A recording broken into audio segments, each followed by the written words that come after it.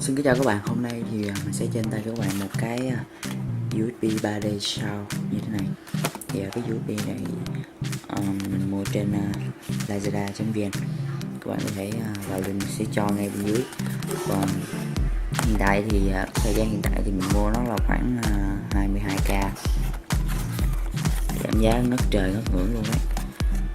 Thì ở phía sau nó sẽ có những cái thông số của cái USB này và là của Trung Quốc. Mình sẽ bóc hộp ra đây, bung ra luôn rồi. Thì ở trong này sẽ có một cái tờ giấy cái USB của chúng ta. Thì cái này là có màu xanh ở ngoài trong suốt màu xanh. Thì ở trên mạng thì mình thấy nó có màu đen, nhưng mà mình mua sao nó giao cho mình màu xanh này. Kệ, giá rẻ thì mình lấy cái nào cũng được.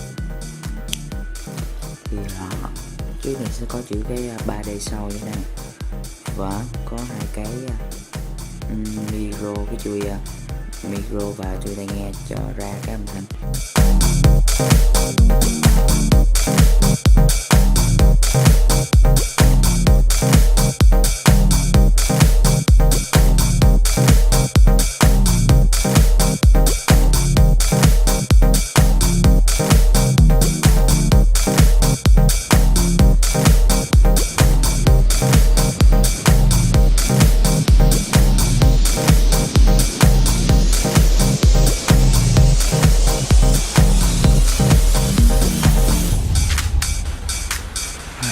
Lúc này trời mưa hơi to, các bạn thông cảm.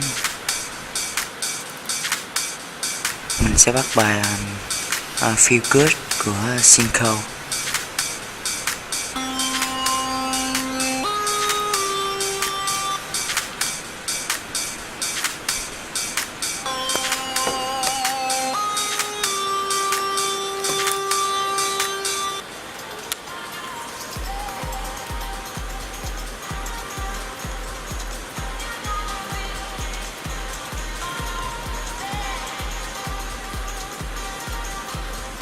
Do nó là một cái thiết bị rẻ cho nên cái âm thanh của nó ra không bằng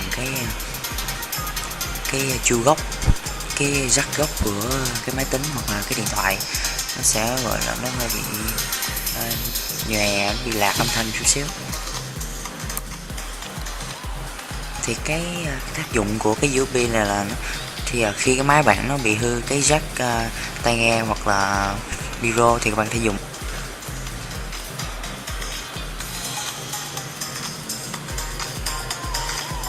Các bạn đã xem video.